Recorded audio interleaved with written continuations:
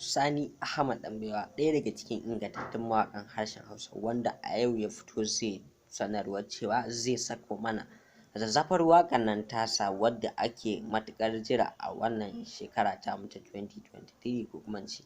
album ɗinsa wanda mutane suke matuƙar jira. Kafin dai mu je kai tsaye ga sanarwar, to muna masu roƙonka da ka taimaka ka danna mana subscribe, sannan ka danna mana alamar nan ta ƙararrawa domin kasancewa da mu akai-akai da zarar mun ɗaura. Na fi tabbata da lallai zahiri idan har ka yi mana subscribe, to muna masu roƙonka da kai sharing bidiyo namu zuwa group da kuke da su na WhatsApp, Facebook, Twitter har ma da na Instagram, domin hakan yana ɗaya daga cikin abubuwan da suke ƙara mana ƙwarin gwiwar ci gaba da kawo muku zafafan shirye-shiryen mu akai-akai da zarar mun ɗaura. Na fi tabbata da lallai zahiri Sani Ahmad Ɗanbaiwa yana ɗaya daga cikin ingantattun mawaƙan harshen Hausa, wanda idan har suka ɗauka waƙa za ka ji fa dubbannin miliyoyin masoya suna matuƙar goyon bayansu, domin fa ya iya zubo zafafan kalamai a cikin waƙoƙinsa, kalamai masu matuƙar jan hankali sannan kuma da ɗauke matuƙar basira. Na fi tabbata da lallai zahiri Sani Ahmad Ɗanbaiwa yana da abubuwan da idan har ya zuba a waƙa fa dole za ka ji kai kanka ya matuƙar burge ka, haka zalika kuma ya ja hankalinka.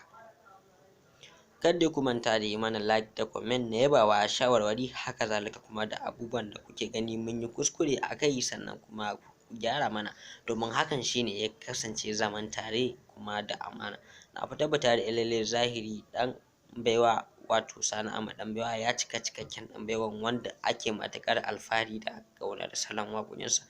Kar dai ku manta dai Sani Ahmad Ɗanbaiwa yana da abubuwa masu cike da burgewa da salo masu